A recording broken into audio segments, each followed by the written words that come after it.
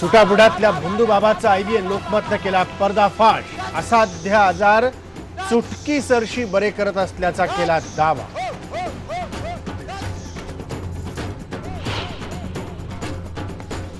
राज्यघटना बदलली जाऊ शकते, सरसंघचालक मोहन भागवतांचं पुन्हा वादग्रस्त वक्तव्य। भाडे नियंत्रण कायद्यात कोणताही बदल नाही, रावसाहेब दानवे यांची माहिती। मुंबईत शिवसेनेने थोपटले होते, भाजपा विरोधातच दंड। केंद्र सरकारची पहिल्या टप्प्यातल्या 20 स्मार्ट सिटीजची घोषणा। राज्यातल्या पुणे सोलापूरचा समावेश, तर बेळगाव शहरी होणार स्मार्ट। आदर्श घोटाळ्याप्रकरणी काँग्रेसचे प्रदेश अध्यक्ष अशोक चव्हाण अडचणीत येण्याची शक्यता। चौकशीच्या परवानगीसाठी CBIची राज्यपालांकडे विनंती।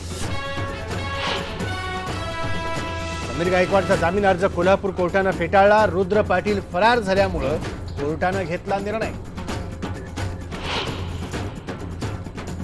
शनीच्या चौथऱ्यावर महिलांना प्रवेश मिळावा यासाठी औरंगाबाद खंडपीठात जनहित याचिका दाखल।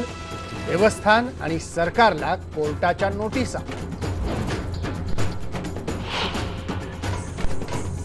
आणि दिल्लीतील प्रजासत्ताक दिनाच्या पथसंचलनात नागपूरच्या विद्यार्थ्यांची बाजी।